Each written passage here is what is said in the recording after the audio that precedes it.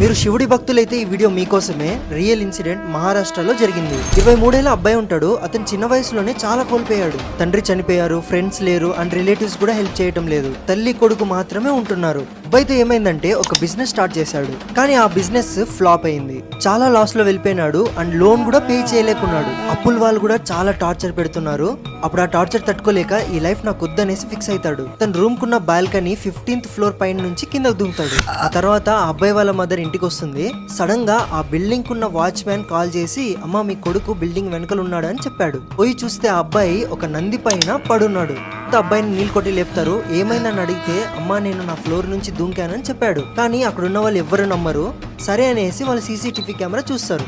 చూస్తే అబ్బాయి ఏ నంది మీద అయితే పడినాడో ఆ నంది ఆ బిల్డింగ్ లోపల వస్తున్నట్టు గానీ వెళ్తున్నట్టు గానీ సీసీటీవీ కెమెరాలో రికార్డ్ అవ్వలేదంట.